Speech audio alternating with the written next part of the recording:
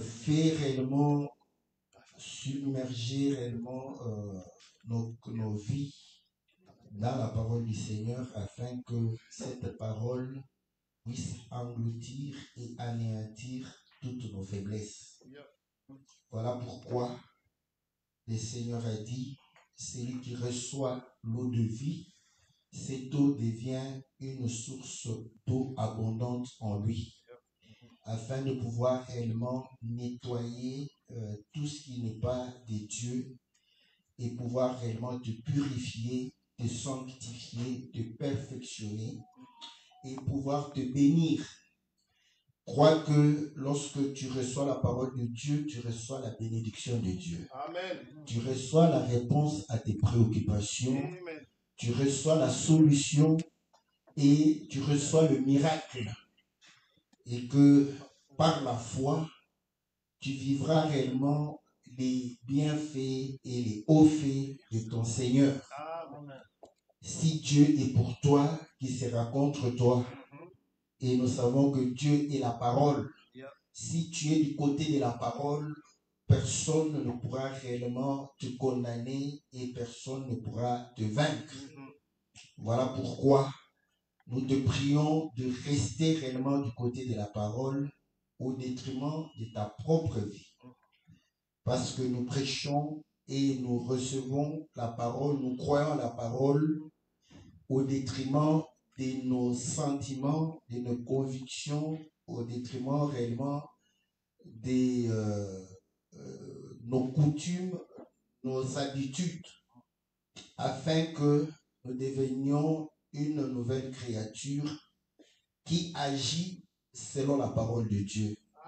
Voilà pourquoi j'ai toujours dit, être un enfant de Dieu, c'est facile lorsque vous vous laissez emporter par le Saint-Esprit. Et la seule question que tu dois te poser, c'est de savoir, Jésus, mon modèle, est-ce qu'il peut dire ce que je vais dire? Est-ce qu'il peut faire ce que je vais faire? Est-ce qu'il peut réellement agir de la sorte? Et quand tu as la réponse, fais-le. Et le Seigneur va pouvoir réellement te bénir. Nous sommes dans le livre de Proverbes chapitre 11 et nous allons lire à partir du verset 29 nous commençons au verset 28 jusqu'au verset 31. Nous lisons dans le nom précieux et glorieux de notre Seigneur Jésus. Amen. Celui qui se confie dans ses richesses tombera, mais les justes verdiront comme le feuillage.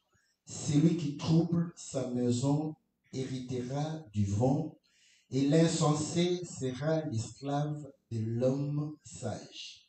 Le fruit du juste est un arbre de vie, et le sage s'empare des âmes. Voici, le juste reçoit sur la terre une rétribution, combien plus le méchant et le pécheur. Que Dieu bénisse la lecture de sa parole. Amen. Que Dieu apporte la lumière qui nous donne la vie.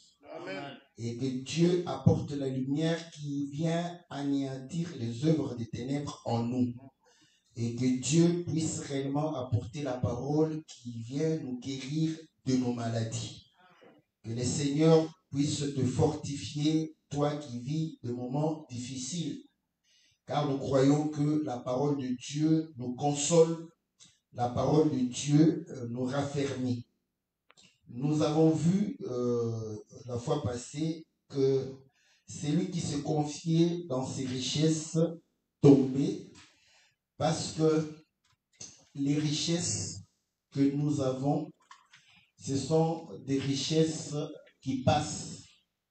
D'où, si tu te confies réellement dans ces richesses-là, tu passes avec tes richesses. Et vous allez comprendre une chose, que si tu te confies dans les richesses, tu ne voudras pas t'adapter, n'est-ce pas, selon les circonstances de la vie. Car la marche de la vie, c'est une marche des montagnes et des vallées. Il y a des moments où nous montons, il y a des moments où nous descendons. La vie est faite comme ça. Dieu a voulu ainsi parce que c'est la nature. Dieu lui-même a créé l'adversaire. Donc, pour pouvoir affronter l'adversité. Si Dieu affronte l'adversité, c'est que toi aussi tu dois affronter l'adversité. Parce qu'il voudrait voir comment tu te comportes devant l'adversité. Est-ce que tu as la même nature que lui quand il fait face à l'adversité? Voilà pourquoi vous allez comprendre que ceux qui se confient dans leur richesse, je donne un petit exemple. Quand vous avez de l'argent, des moyens, et que jamais vous faites une petite chute par rapport à cela, vous allez comprendre que certains n'aiment pas changer leur mode de vie. Vous voyez? Il voudra garder, n'est-ce pas, le même standing de vie. Et il va continuer à dépenser beaucoup d'argent pendant qu'il en gagne moins. À ce moment-là, qu'est-ce qu'il fait? Il est en train d'accélérer sa chute. Parce que lorsque les entrées sont moins que les sorties, comprends que tu es en train de pouvoir réellement t'enfoncer. Mais cependant, comme la Bible dit, que nous puissions nous contenter. Le contentement, n'est-ce pas, c'est une réponse à des moments difficiles. C'est-à-dire que c'est ce que Paul dit. Il dit que je sais vivre dans l'abondance. Et je sais vivre, n'est-ce pas, dans la disette. Quand tu n'en as pas, tu n'en as pas. Quand tu en as, tu en as. Est-ce que vous voyez? Hein? Donc quand tu as, tu dois te comporter comme un bon kassaï. C'est une bonne nature. Parce que les kassaïs, quand ils montrent qu'ils ont. Il ne faut pas cacher que tu as. N'est-ce pas? Il faut jouir. N'est-ce pas que la Bible dit que le Seigneur nous donne en abondance pour que nous puissions jouir de cela. Il ne faut pas te comporter comme nos frères, n'est-ce pas, du Congo central. N'est-ce pas? Bon, nos frères sénégalais. Les Sénégalais aussi, j'ai eu un témoignage qu'un Sénégalais est mort, on a trouvé 8000 € dans son lit. Il dormait, mais il est tombé malade. Au lieu de prendre les 8000 € qui étaient dans son lit, de se faire soigner, il s'est battu dans les minimums et il est mort. Est-ce que vous voyez? Et il a laissé cela. Donc, maintenant, quand tu n'as pas, tu es dans la disette. Il ne faut pas te comporter comme un cassin. Parce que là, tu creuses ta tombe. Est-ce que vous voyez? Pendant que tu n'en as pas, tu veux faire voir aux gens que tu as quelque chose. Ça, c'est très, très dangereux. Ça va t'amener beaucoup de péchés. Parce que, tu vas commencer à mentir. Ça t'amène le mensonge. Ça va t'amener peut-être au fond à l'escroquerie.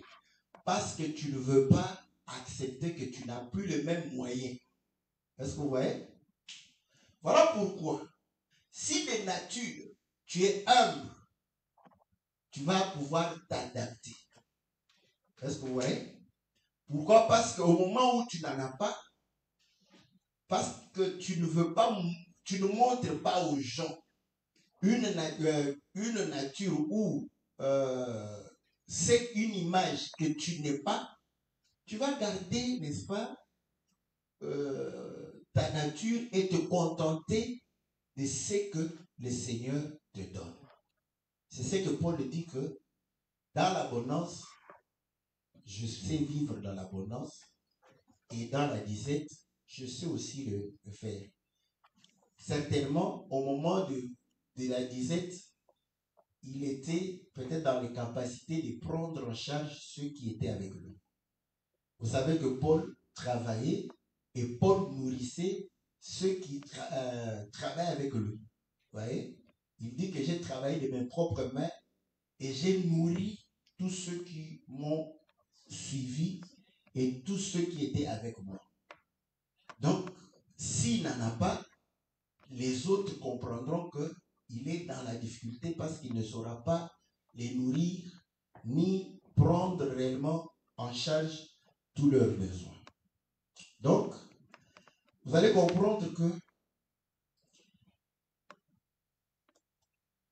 quelqu'un qui s'attache à ses richesses, au moment où Dieu retire les richesses, sa confiance ou sa foi ou ce sur quoi il s'est confié va pouvoir réellement disparaître avec. Voilà pourquoi il dit que celui qui se confie dans les richesses, il tombera nécessairement. Parce que ces richesses, il va pouvoir démontrer que le voleur peut venir voler ou la rouille peut pouvoir attaquer, n'est-ce pas, des richesses. Ce ne sont pas des richesses éternelles. Et c'est comme ça que l'homme sait qu'il y a des hauts et des bas. Mais l'homme qui réfléchit, il a pris l'assurance. Vous savez, l'importance de l'assurance, c'est ça. Parce qu'il sait que au moment où tu vas pouvoir être dans la vallée, l'assureur va pouvoir réellement te prendre en charge. N'est-ce pas? Et le meilleur assureur, c'est notre Dieu. Est-ce que vous voyez? Donc, il y a un frère en Israël, nous lui avons demandé de payer l'assurance, n'est-ce pas, maladie. Il dit non, moi j'ai la foi. Au lieu de payer l'assurance maladie, moi j'ai la foi que Dieu est mon assurance. C'est bien de dire ça. Si tu dis ça, cela voudrait dire que l'argent que tu voulais payer à l'assurance, viens payer ça à Dieu parce que c'est ton assureur. Tu lui dis que voilà, je refuse de donner mon assurance aux hommes. Mais chaque fois, si c'est chaque mois ou chaque 3 mois, je vais prendre l'argent que je pouvais donner à l'assureur. Là, Dieu va assurer ta vie. Parce qu'il sait que tu l'as pris comme assureur.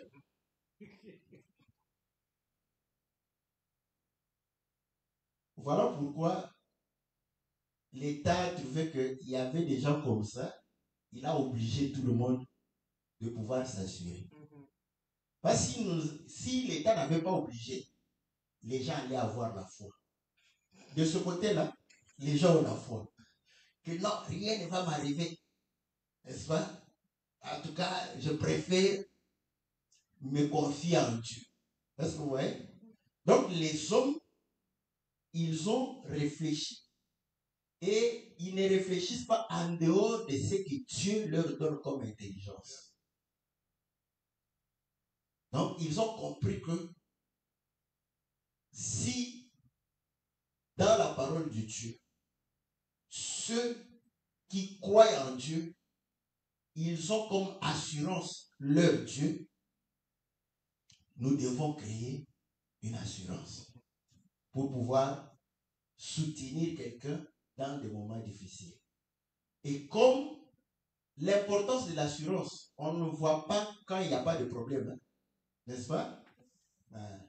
C'est comme ça que quand quelqu'un est en bonne santé, il travaille, tout marche, il ne voit pas l'importance de l'assurance de notre Dieu. C'est dans des moments difficiles que tu comprendras que non, il fallait avoir l'assurance. Voilà pourquoi, quand quelqu'un tombe en difficulté, c'est alors qu'il cherche la face de Dieu. Et pourtant, qu'est-ce qui va rassurer que tu cherches Dieu pour tes intérêts ou pour l'intérêt de Dieu. N'est-ce pas qu'il y avait 10 lépreux? Tous les 10 étaient guéris, non? Un seul est rentré. Qui a cherché vraiment Dieu pour l'intérêt de Dieu? Le seul lépreux là. Est-ce que vous voyez? Et le Seigneur, chaque jour, il guérissait les malades. Chaque jour. Donc, le nombre de gens qui ont été guéris, c'était des milliers de personnes. Combien avait-il de disciples? Combien? Voyez l'ingratitude de l'homme. L'homme peut bénéficier des miracles. Il peut bénéficier de la délivrance. Il peut bénéficier du soutien de Dieu. Mais 2 jours après, 3 jours après, il va oublier. N'est-ce pas que Israël, pour sortir de l'Égypte, il a vu des signes, des prodiges et des miracles. Mais dès qu'ils sont arrivés dans le désert, 3 jours de marche seulement, ils ont oublié. Ils ont dit à Moïse, il fallait nous laisser en Égypte. Et la chair aime bien ces choses. Mais vous allez comprendre que la foi ne se base pas sur les miracles, mais la foi bénéficie des miracles. Voilà pourquoi les compagnons de Daniel, quand on les menaçait de le mettre au feu, qu'est-ce qu'ils ont dit? Nous savons que notre Dieu est puissant. Même s'il ne nous délivre pas, nous n'allons pas nous prosterner devant la statue. Donc, pour dire que notre foi n'est pas par rapport que Dieu va nous délivrer, Dieu va nous guérir, Dieu, non. Même s'il ne nous guérit pas, même s'il ne nous délivre pas, nous n'allons pas adorer notre Dieu. Mais nous savons qu'il est capable de nous délivrer. On les a jetés là-bas. Et ils ne brûlaient pas. Parce que le feu dévorant est venu dévorer le feu. Il était au milieu d'eux comme étant le véritable feu. Et je peux exagérer même, ils ont senti, n'est-ce pas, une température de 5 degrés. Ils étaient à l'aise. Ils se sont dit, on a même besoin des habits parce qu'ils n'avaient que des caleçons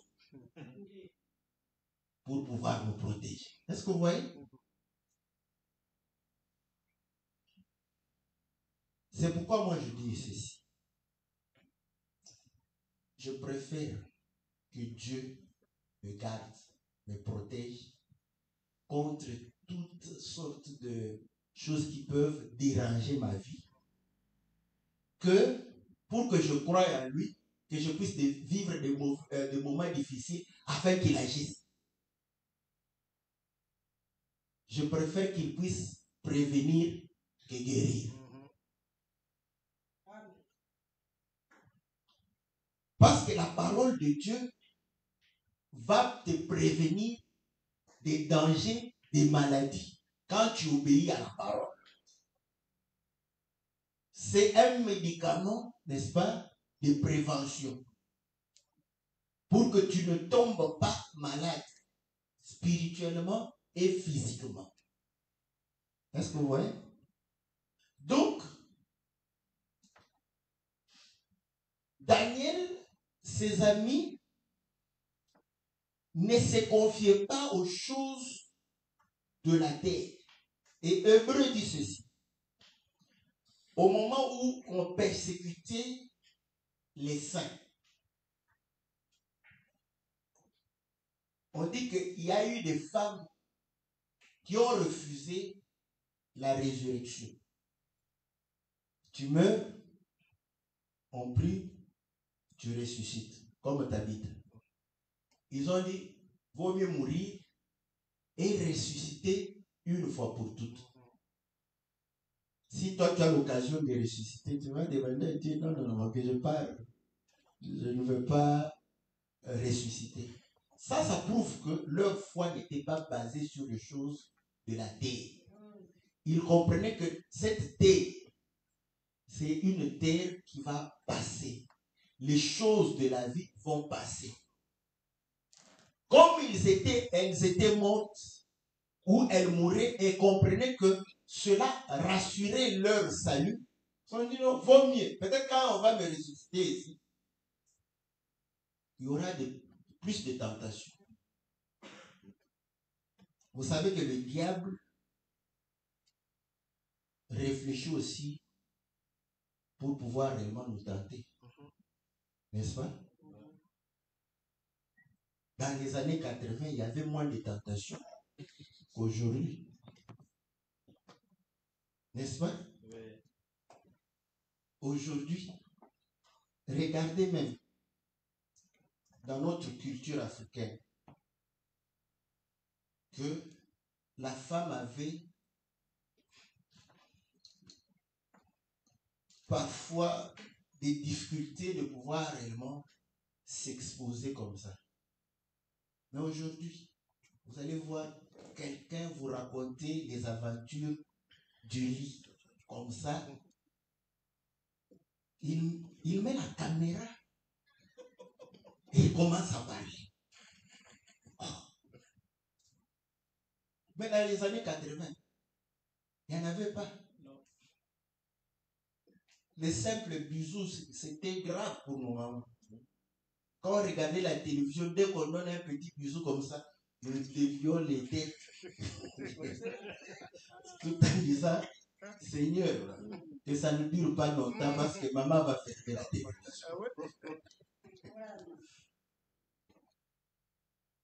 Mais aujourd'hui, elle danse nue et nous regardons. C'est pourquoi que les enfants aient leur télé. Que vous ayez votre télé. Quelqu'un va dire, alors pourquoi vous avez la télé? Il ne faut, même si on n'a pas la télé, il a son téléphone. Il peut regarder tout ce qu'il veut.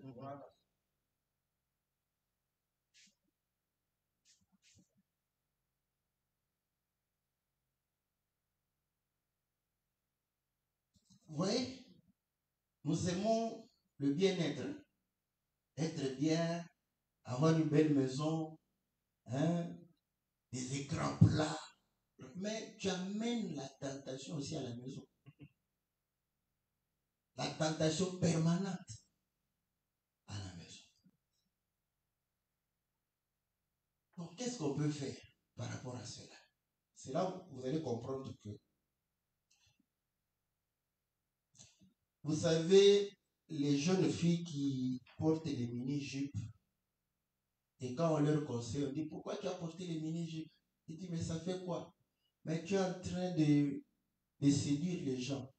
Non, c'est pas moi, ce sont eux. N'est-ce pas? Ils ont aussi raison. Est-ce que vous le savez? Ils ont raison, non? Ils ont aussi raison. Ils ont une part de raison. Si jamais, par une circonstance, on ne sait jamais, tu vois la nudité de ta propre soeur, ça fait quoi? Ça te fait quoi? Rien. Mais tu as vu la nudité, non? C'est une femme, non? Mais pourquoi ça ne te fait rien?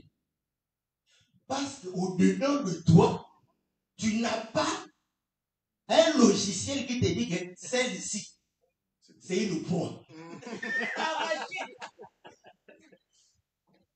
C'est ça. Parce que dans ton logiciel, quand tu la vois comme ça, tu dis, ah, non, ça, ce n'est pas une proie magique. Donc, tu regardes, c'est normal, tu dis, mais habille-toi. Et ça passe. Maintenant, si c'est la nudité de la voisine, ça devient un problème. Pourquoi ça devient un problème? Parce que la nudité de ta soeur et la nudité de ta voisine, c'est deux nudités, non? C'est deux femmes.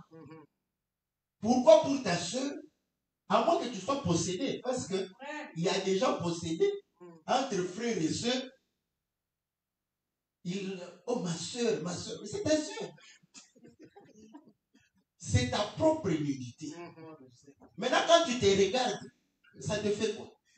Rien du tout. Est-ce que vous voyez? Voilà pourquoi la Bible dit tout est pur pour celui qui est pur. Donc, dans notre tête, nous devons comprendre que la femme n'est pas un objet de plaisir. Voilà pourquoi, en été, même si tu sors, tu vois les femmes se déshabiller. Comme dans ton logiciel, tu sais que ce n'est pas un objet de plaisir, tu vas te passer. Ça va te préserver. Est-ce que vous voyez?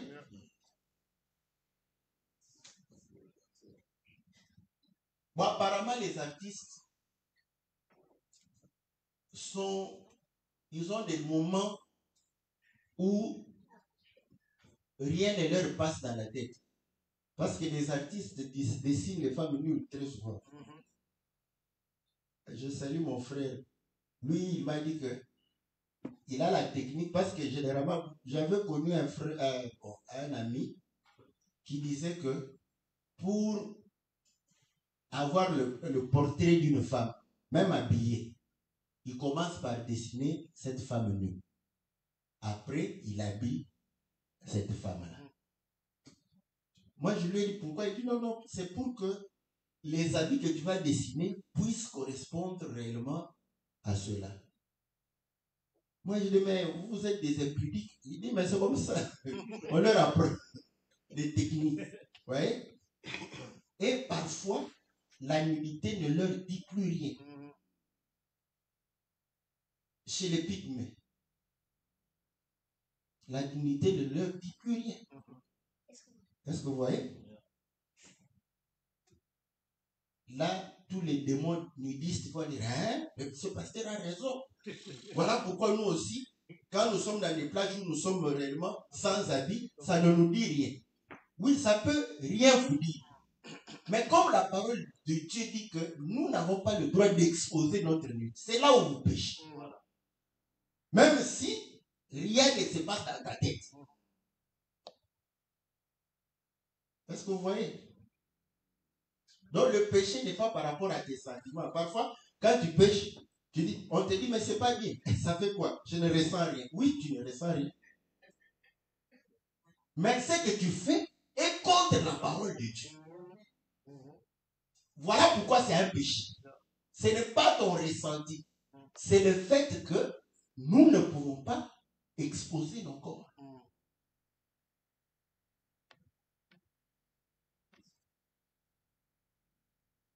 Donc,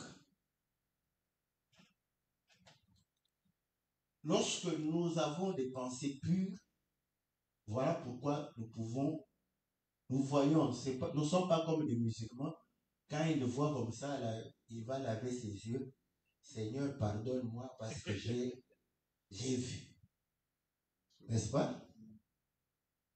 Parce qu'il y a des yeux, les yeux ici, et il y a d'autres, il y a des yeux qui sont à l'intérieur là-bas. Voilà. Ces yeux-là, si ces yeux-là sont aveugles par rapport à toute la séduction, vos yeux ici ne vont pas vous amener dans le péché. Est-ce que vous voyez? C'est simple. Hein? Là, il faut prier pour que Dieu t'aide à pouvoir avoir réellement cette capacité de pouvoir parfois banaliser, n'est-ce pas, une tentation.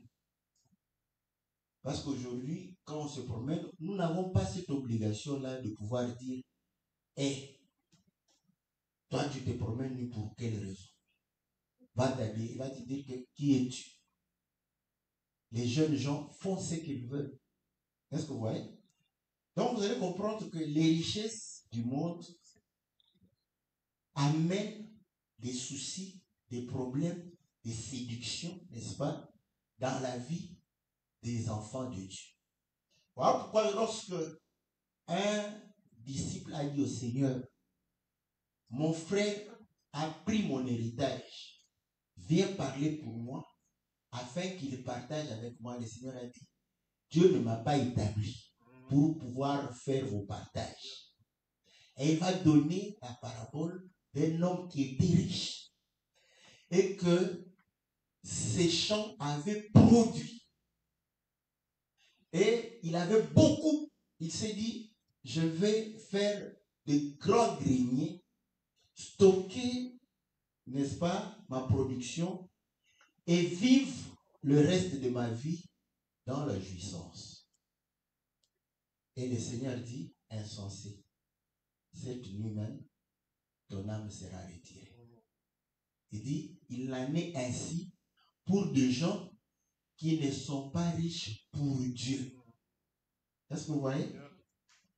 Donc, Dieu n'est pas contre la richesse. Dieu est contre que la richesse puisse nous éloigner de lui. Est-ce que vous voyez? Par contre, si ton cœur est attaché à Dieu, ta richesse va te rapprocher de ton Dieu. Voilà pourquoi il exhorte les riches, les gens qui ont de moyens, de pouvoir être riches en bonnes œuvres. Et de prier afin que tu aies le don de libéralité. Et que tu aies de la générosité. Pour que ces richesses puissent produire des richesses dans le ciel. Est-ce que vous voyez? Et les gens de ce monde ont compris ce principe. Vous savez pourquoi les stars ont des fondations? Ou ils ont une fondation qu'ils sont en train de parrainer. Vous savez pourquoi? Parce qu'ils ont la renommée. Ils peuvent attirer les regards. Ils peuvent attirer des richesses. Et les gens du monde ont compris que à partir de ces gens riches, de ces gens de renommée, nous pouvons avoir des moyens pour nos œuvres caritatives. Est-ce que vous le savez? Vous savez que notre basketteur Mutomodi Kembe, il récolte des millions. Vous savez pourquoi? Parce qu'il est lui-même millionnaire. Toi, va aux États-Unis faire une soirée caritative. Tu auras $1000. Parce que les gens qui vont venir là-bas, ce sont les gens de ton rang. Qui ont besoin de soutien comme toi. Et ils auront pitié de toi. Chacun va donner $1. Et ça va te faire $1000. Est-ce que vous comprenez? Mais par contre, quand notre basketteur Mutomodi Kende organise une soirée de gala pour soutenir les pauvres au Congo, les millionnaires comme lui viennent. Est-ce que vous voyez? Donc, les hommes qui ont un cœur pour aider les autres, ils ont compris qu'ils peuvent mettre leur notoriété, leur richesse au profit de ceux qui n'en ont pas. Mais nous, enfants de Dieu, est-ce que nous avons la même attitude? Vous voyez que la parole de Dieu peut se vivre facilement. Eux, ils le font avec le nom de qui? Vous croyez que s'ils le font avec le nom de Jésus? Non. Mais Dieu a mis dans leur cœur la volonté d'aider. Voilà pourquoi, que tu sois chrétien ou païen, un païen sait que tuer c'est mauvais. Qui lui a enseigné ça? Est-ce que c'est la parole? Non. Et il sait que prendre la femme de Dieu, c'est condamnable. Il le sait, non? Qui lui a enseigné? Sa conscience. Et il sait que aider, c'est une bonne chose. Faire du bien aux autres, c'est une bonne chose. C'est dans sa conscience. Et ces gens ont la facilité de pouvoir aider. Parce qu'ils en ont les moyens. Donc nous aussi comprenons que quand Dieu nous donne les moyens, c'est pour que nous puissions avoir la facilité de pouvoir faire les bonnes œuvres. Et ainsi, ces richesses ne vont pas t'éloigner de Dieu, mais les richesses que tu as vont pouvoir réellement t'attacher à Dieu. Parce que tu auras envie de gagner plus pour faire de bonnes œuvres, plus de bonnes œuvres. Et l'œuvre de Dieu va en bénéficier. Les enfants de Dieu vont pouvoir te bénir et bénir l'Éternel par ton canal. La Bible dit,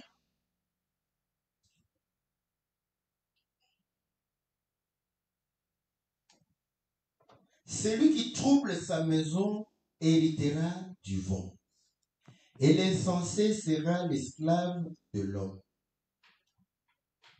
Donc, si tu troubles ta maison, tu vas récolter le vent.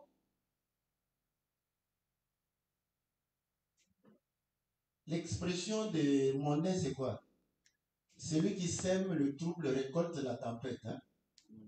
C'est biblique. Hein? Vous voyez que c'est une écriture de la Bible. La tempête, c'est le vent. Un vent fort. Est-ce que vous voyez? Donc, si tu veux la paix, il faut réellement poser les actes de paix. Voilà pourquoi les mariés, s'il y a des troubles dans la maison, c'est que quelqu'un est en train de les s'aimer. Et il va récolter quoi? Le vent. Et ainsi, dans le conflit de couple, la femme accuse l'homme. Je n'ai jamais vu l'homme et la femme en train de se disputer. Et quand on accuse l'homme, l'homme dit, ok, c'est oui, c'est moi, je suis fautif. Mais s'il dit ça, il n'y a plus rien qui continue, donc c'est qu'il y a le calme qui entre. Mais qu'est-ce qui se passe? L'homme, à son tour, accuse la femme. Il n'a pas tort. Hein? Parce que c'est lui qui a sémé le trouble. Il va récolter quoi? La tempête, n'est-ce pas? Quand il récolte la tempête, donc, il va vivre des choses qui sont, n'est-ce pas, pas bonnes pour lui. Donc, il peut reprocher sa femme par rapport à la tempête qui lui a été retournée. N'est-ce pas? Bon, c'est là où j'apprécie mon grand frère. Il m'a enseigné quelque chose. Ils se sont chamaillés avec ma grande soeur. Et il a dit des choses qui ont blessé ma grande soeur. Et la grande soeur est venue chez moi. Elle a dit non, en tout cas, ça, je ne peux pas laisser. Va dire à ton frère, ce qu'il a dit là, c'est pas bien. Tu dois s'excuser. Je dis, ok, c'est bon, je vais lui dire. Je pars, je lui dis, mais pourquoi tu t'es chamaillé avec ma grande? Elle dit, bon, oui, on a commencé. Mais pourquoi tu lui as dit ça? Il dit, mais quand on se dispute, qu'est-ce que tu veux que je lui dise? Parce qu'il m'a blessé avec ses paroles. Moi aussi, j'ai cherché des paroles qui devraient la blesser. Voilà pourquoi j'ai pris tout ce que il était conscient de ce qu'il avait fait. Est-ce que vous voyez? Donc, là au moins, on peut trouver la solution pour lui dire, ok, elle est blessée, voilà pourquoi elle m'envoie, pour que quand même tu t'excuses pour qu'il y ait la paix. Tu es conscient que tu l'as vraiment blessé, tu l'as touché, tu as atteint ton objectif. Maintenant, est-ce que tu peux calmer le jeu? Il n'y a pas de problème. Je vais pouvoir le faire. Vous voyez? Mais quand tu es inconscient que tes répliques, tes missiles anti-missiles détruits, tu vas te donner raison. Mais non, non, moi je n'ai rien fait. C'est lui, c'est lui. Oui, c'est lui. Mais pourquoi il pleure? Parce qu'il y a eu tourbillon qui a commencé chez toi qui l'a emporté. Est-ce que vous voyez? Si on est conscient, on va arrêter le cycle de la violence. Parce que dans le couple, c'est le jeu de ping-pong. Oui. Tu joues pas. On te remet pas. Tu es belle. Tu es beau. Tu es gentil. Oh, tu es charmant. Tu es mon cœur. Papa, quand tu n'es pas là, je ne suis pas moi-même. N'est-ce pas? Ping-pong. Ping-pong. Nyamanayo. On va dire. T'es retourné. T'es retourné ça. Est-ce que vous voyez? Donc, et là, dans ce jeu-là, chaque adversaire retourne la balle. C'est pas comme dans le football, parfois quelqu'un ne sait pas. Ils savent retourner. Est-ce que vous comprenez? Maintenant, pour que la violence s'arrête, il faut que quelqu'un soit conscient pour arrêter la violence. Est-ce que vous voyez? Mais quand on tient à la raison, la violence continue. Continue. Continue. Vous continuez à pédaler. À pédaler. Voilà pourquoi la Bible dit un peuple sans révélation, c'est un peuple sans frein vers la Bible. Donc, c'est vous-même qui détruisez votre mariage jusqu'à la fin. Amen. Ouais. Bon, il y a des gens incorrigibles, n'est-ce pas? Amen. Ok. Ah oui. Qu'on ne peut pas corriger. Bon, maintenant, si ton enfant est incorrigible, tu fais comment? Tu t'adaptes, non? Oui, les mamans et les papas. Ah, celui-là, c'est le fou de la famille. Il est toujours à la maison, non? Il est là. On sait que lui, il n'écoute personne. Il fait ce qu'il veut. Et qu'est-ce qu'on fait? On lui donne son domaine d'exercice. Là où il exerce sa folie. N'est-ce pas? Et nous restons de notre côté. On est bien. Parce que c'est pourquoi la Bible dit soyez en paix avec tous. Et nous sommes les princes de paix.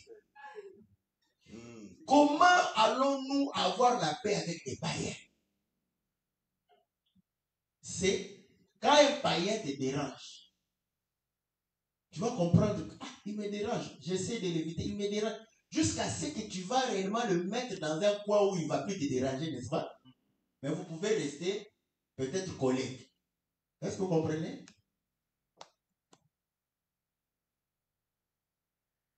C'est pourquoi, quand les gens disent que pour les meilleurs et pour les pires, vous êtes déjà marié, vous êtes marié. Arrangez-vous pour que chacun ait son domaine d'expression, n'est-ce pas? Des libertés, si quelqu'un ne veut pas changer.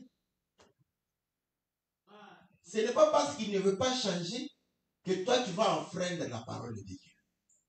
Non. Est-ce que vous voyez? Parce que si tu tiens seulement à la raison,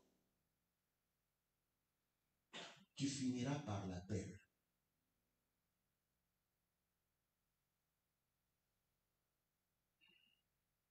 Bon, le mal, c'est quoi? Nous regardons comme mal. J'ai fait 10 ans de bonnes choses.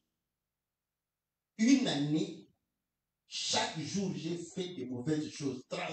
365 jours. Tu vas croire que tu as vécu une éternité d'enfer. Et pourtant, c'est une année sur 10. C'est la dîme que tu refuses de donner. Mais on oublie le bien.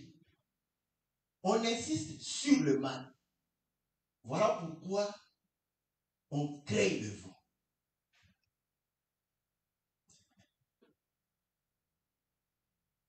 Le Seigneur Jésus est venu en Israël. Au lieu d'apporter la paix, le Seigneur a apporté le trouble. Vous le savez. Le Seigneur a mis le trouble en Israël. Matthieu chapitre 10, il dit, ne croyez pas que je suis venu apporter la paix. Je suis venu apporter l'épée. Et il donne les exemples que le père et le fils vont pouvoir se chamailler. La mère et la fille vont se chamailler. On n'en parle même pas de la belle-mère et de la belle-mère. Ça, c'est naturel. Ça, ce n'était même pas une révélation. C'est connu de tous que belle-mère et belle-fille. Vous savez pourquoi ça ne tient pas? Parce que vous vous précipitez l'homme. Oui? Au lieu de vous partager l'homme, vous voulez, la maman veut s'approprier son fils et l'épouse veut s'approprier son époux. Et c'est là où ça ne marche pas. Mais si vous vous partagez, oui, parce qu'il est fils et il est, oui, on dit l'homme quittera et s'attachera à sa femme, les deux deviendront une seule chair, n'est-ce pas?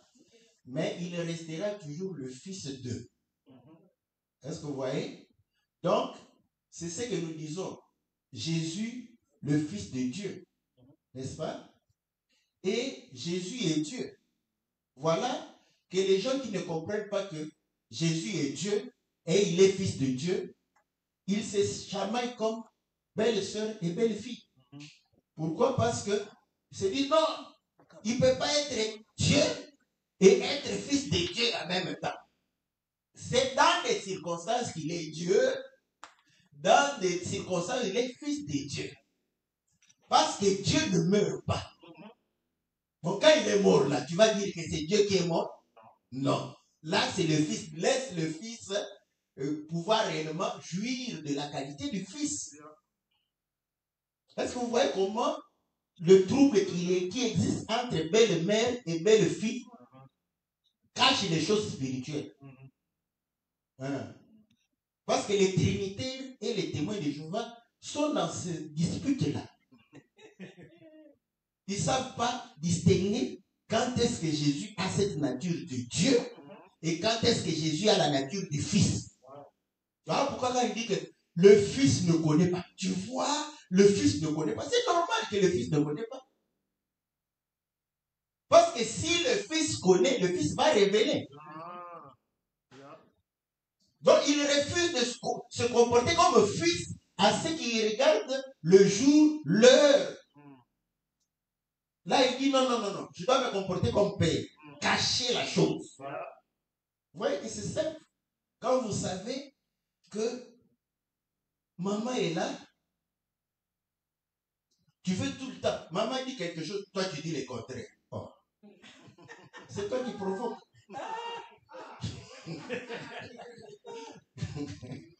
Hein? Parce qu'il reste le fils de sa maman.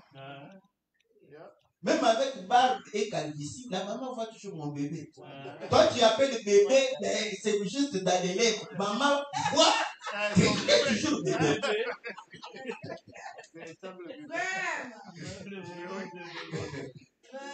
Quand tu dis bébé, quand tu dis bébé dans ta tête, tu vois un bébé, un gros bébé avec barbe et calvitie. Ben, tu l'appelles bébé. Mais quand maman voit bébé, tu vois bébé. C'est toujours mon bébé.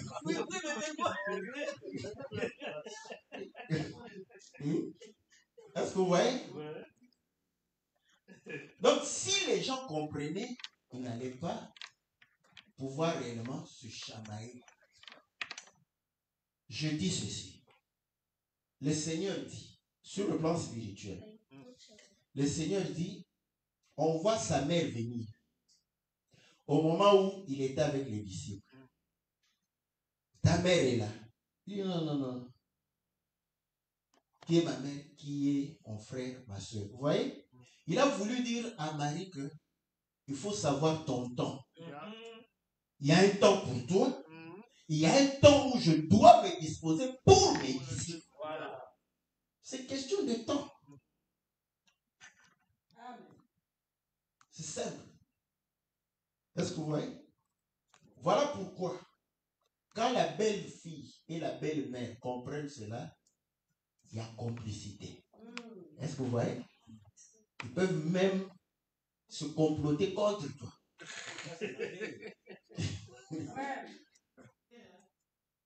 Là, la maman livre les petits secrets que tu as cachés à ta femme. Donc, ton mari, tu ne connais pas ces petits secrets. On livre. Est-ce que vous voyez? Parce qu'il y a complicité. Donc, le Seigneur, quand il est venu, il a apporté l'épée. Il n'a pas apporté. Donc, il a mis le trouble dans la maison d'Israël. Or, celui qui met le trouble va récolter le vent. Voilà pourquoi l'Écriture dit pourquoi ce tumulte. Or, les tumultes du peuple est comparé, n'est-ce pas, au tumulte des eaux, au flot réellement de la mer. Or, les eaux ne peuvent pas bouger, ne peuvent pas s'élever s'il n'y a pas de vent. Voilà pourquoi quand le Seigneur a été réveillé, il a compris que les eaux n'ont pas de problème, c'est le vent qui est derrière qui pose problème. Il a dit, vent, tais-toi. Est-ce que vous comprenez? Voilà pourquoi, quand il a dit, aimez vos ennemis, parce qu'il sait que la personne qui est là, ce n'est pas ton ennemi. L'ennemi, c'est le vent. C'est le vent qui l'anime là, qui est ton vrai ennemi. Est-ce que vous voyez? Donc, il a récolté le vent et il a été crucifié à la croix. Parce qu'il a mis le trouble. Celui qui met le trouble, il doit hériter le vent.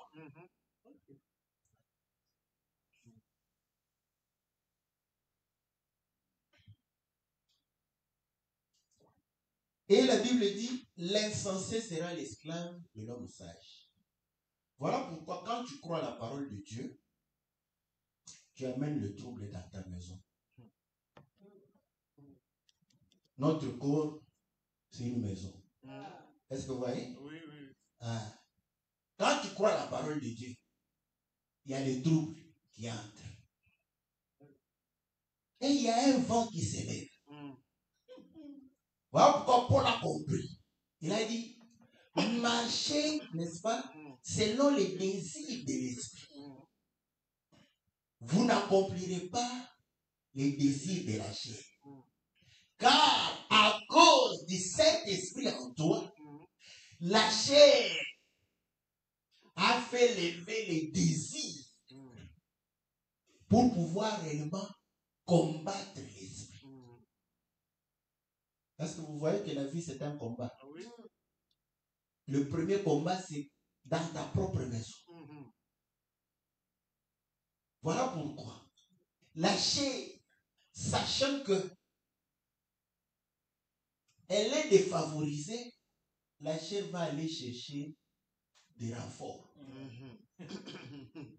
Signer les accords régionaux. Rien n'est nouveau. Non. Vous croyez ça?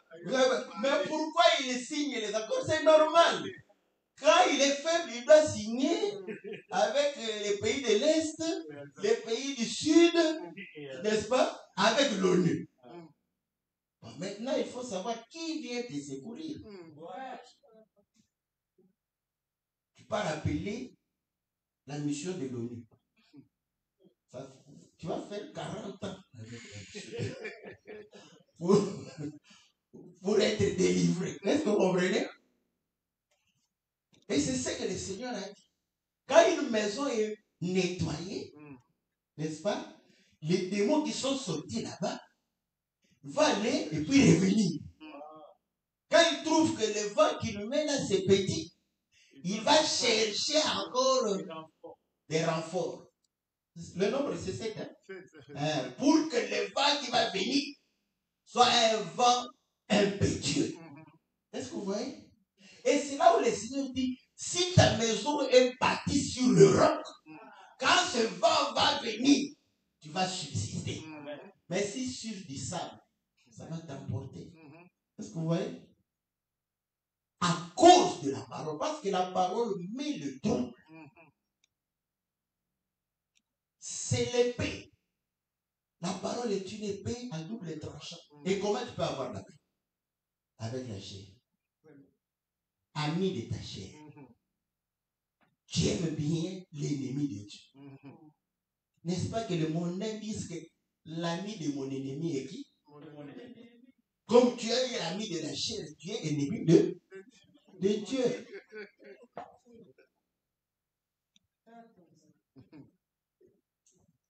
Mais tu crois que tu vas abandonner Dieu.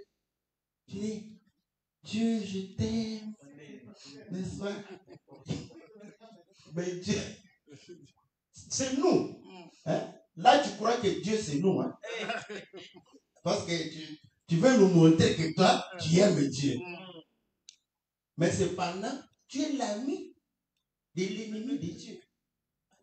L'ami de ta chair. C'est que toi, tu n'as pas reçu de trouble dans ta maison. Tu as la paix dans ta maison. Et c'est le diable qui continue, n'est-ce pas, à pouvoir créer cette paix de l'Organisation mondiale, n'est-ce pas? Organisation des Nations Unies, n'est-ce pas? Il crie paix, paix, tous les jours ici, organisation. Des paix, des paix, des paix. Mais il n'apporte pas la paix. Mais le Seigneur vient afin de pouvoir réellement révolter l'homme. Paul dit que j'ai misérable que je suis. Tu as été maltraité, tout le temps partagé. Qui va me délivrer de cette chair? Dieu vient pour te délivrer, tu te fais encore ami de la chair.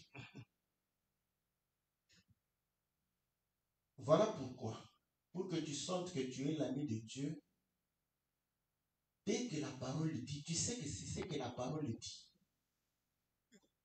Obéis d'abord.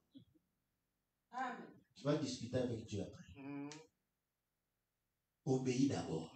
Après, tu poses à Dieu, pourquoi tu me demandes de pouvoir faire cela? Et Dieu va t'expliquer. Parce qu'il aime ceux qui lui obéissent. C'est comme ça que tu auras la force. C'est comme ça que tu vas avancer. Mais si tu te dis, mais je ne comprends pas, je ne veux pas faire, je ne suis pas convaincu, je ne veux pas faire. D'abord, tu as lu. J'ai toujours dit, si la parole vient et dit que non, plus de cravate. Je ne veux plus porter la cravate. Nos ancêtres n'ont pas porté de cravate. Est-ce qu'ils étaient morts? Si on dit plus de costume, je ne porte plus. Mobutu a porté des abacos. Est-ce qu'il était mort pour ça? Non. On ne va pas chercher. Mais pourquoi pas le costume? Pourquoi pas l'abacos? Ça, après. Est-ce que vous voyez? Donc, maintenant, si tu troubles l'œuvre de Dieu, fais attention au vent de Dieu. Est-ce que vous comprenez? Vaut mieux troubler, n'est-ce pas, le camp de l'ennemi, parce que quand le vent de l'ennemi va s'élever, la pierre angulaire va te protéger. L'Écriture dit, le fruit du juste est un arbre de vie. Le Seigneur dit que vous reconnaîtrez par leurs fruits, leurs œuvres. Les œuvres sont aussi le fruit, n'est-ce pas? Et le Seigneur va dire que je ne boirai plus le fruit de la vigne. Nous savons que le fruit de la vigne, c'est le vin.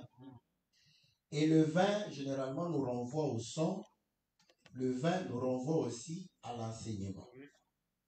Or, le sang, c'est la vie, n'est-ce pas? Et la vie vient de la parole. Donc, nous avons le fruit comme parole, fruit de nos lèvres, n'est-ce pas? Et le fruit comme comportement. Est-ce que vous voyez? Et la Bible dit, on reconnaît un arbre par son fruit. Est-ce que vous voyez?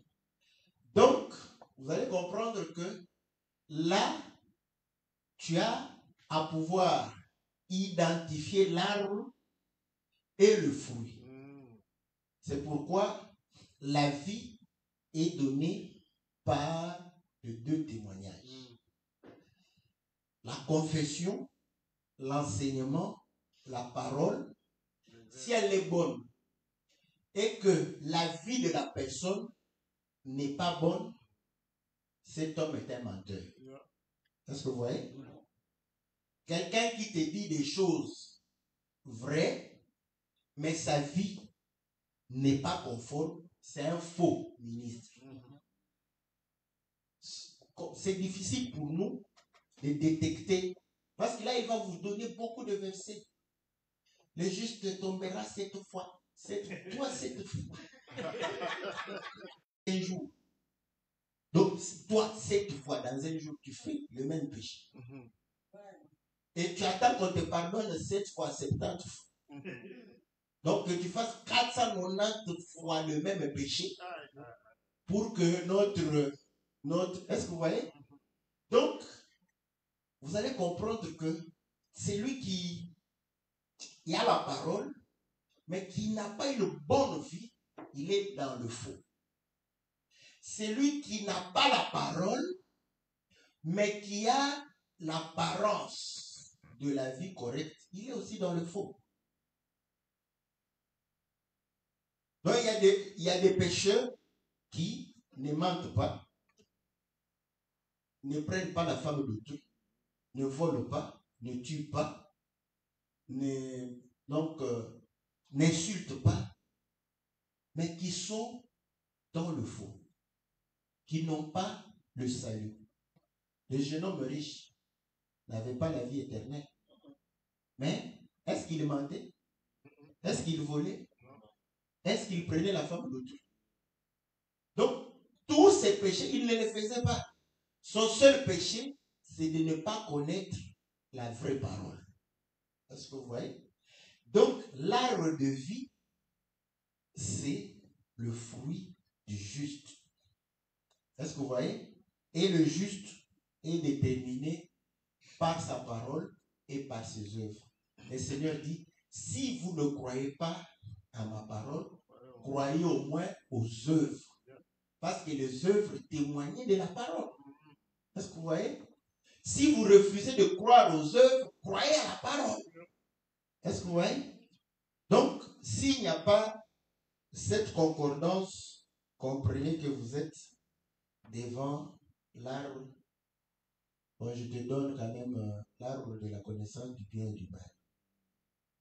Ça te paraît agréable à la vue et bon à manger, mais quand tu vas manger, tu te rendras que tu es nu, que tu es dans le péché. Voilà. On dit les sages s'emparent des âmes. Voici le juste reçoit sur la terre une rétribution. Et combien plus le méchant et le pécheur. Donc, comprenez que lorsque nous servons le Seigneur, Dieu récompense nécessairement. Si tu sers ton Dieu, réclame ton salaire. Voilà pourquoi, quand tu fais tes prières, dis à Dieu que non, j'ai abandonné le monde, j'ai abandonné les faussetés. Pourquoi tu ne me donnes pas ça? Il te le donnera. Parce que c'est ton salaire. Dieu paye sur la terre le juste. Mais il te payera encore. C'est pourquoi nous avions dit que c'est à compte. Et c'est pourquoi Pierre lui a dit, mais qu'est-ce que nous aurons au centuple? Au centuple, cela voudrait dire que ce que tu vas faire, tu vas réussir. N'est-ce pas? Voilà pourquoi tu dois confier cela à l'Éternel. Mais la réussite, n'est-ce pas, est aussi dans le sacrifice. La réussite n'est pas dans la facilité. Dieu ne se réunit pas. Il a dit que tu mangeras la sueur de ton front. Voilà pourquoi l'argent facile, c'est vraiment une tentation. Est-ce que vous le savez? L'argent facile, même si tu n'as pas voulu, mais tu gagnes facilement l'argent, tu auras la tentation. Parce que tu vas dépenser facilement. Or, vous allez comprendre que c'est le diable qui aime la facilité. Tu vas chercher à dépenser cet argent. Voilà pourquoi tu vas te faire des amis pour pouvoir dépenser dans l'alcool, dans les femmes. Donc, c'est l'argent facile. Quelqu'un qui gagne difficilement son argent, c'est rare de pouvoir aller se marier à 1000 femmes. Mais quelqu'un qui a l'argent facilement, il va devenir polygame. Est-ce que vous voyez? Dieu sait pourquoi il ne veut pas que nous puissions gagner facilement l'argent. Parce que tu te souviendras du sacrifice. Voilà pourquoi lui aussi, par rapport à nous, comme étant son trésor, il nous regarde toujours au travers de l'œuvre de la croix. Voilà pourquoi il nous soutient, il nous bénit, il nous exauce. Parce qu'il a payé le prix pour ça. Toi aussi, de la même façon, tu dois comprendre que Dieu va te payer, mais il va te payer aussi au prix du sacrifice. Et meilleur sacrifice, c'est de pouvoir réellement te conformer à la parole de Dieu. Parce que lorsque tu auras l'argent, comme l'Écriture le dit, l'esclave doit devenir, l'insensé doit devenir esclave de l'homme sage. Entre ton esprit et ton corps, qui est sage? L'esprit, hein? Qui est insensé? Le corps. Hein? Maintenant, si le corps te domine, c'est que l'insensé, l'homme sage devient l'esclave de l'insensé. C'est grave. Hein? Les païens, ce sont des fous.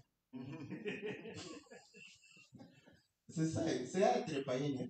Être dominé, donc l'homme sage. C'est pourquoi eux-mêmes le disent. Bouzo baliboso, Maël est film. Parce que Bouzoba a dominé sur Maël. Il t'a conduit dans des problèmes. Et quand tu es dans des problèmes, c'est là où l'intelligence te revient en retard. Est-ce que vous comprenez? Donc, eux-mêmes savent que l'esclave va t'amener dans des problèmes et tu te rendras compte en retard. C'est déjà fait. N'est-ce pas? Voilà pourquoi certaines sœurs qui, je ne sais pas qui leur a dit que si on vient te dire que non, ma sœur, je te trouve belle, je veux t'épouser, on attend, je vais aller demander à Dieu. Il va là-bas, elle prie, Dieu ne dit rien. Elle va poser la question à ses sœurs, aux autres sœurs là-bas. Ce frère-là, vous le voyez comment?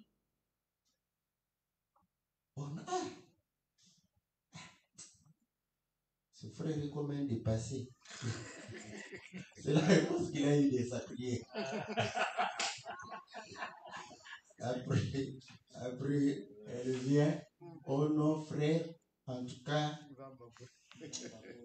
bon, j'ai prié, je ne suis pas convaincu, tout ça.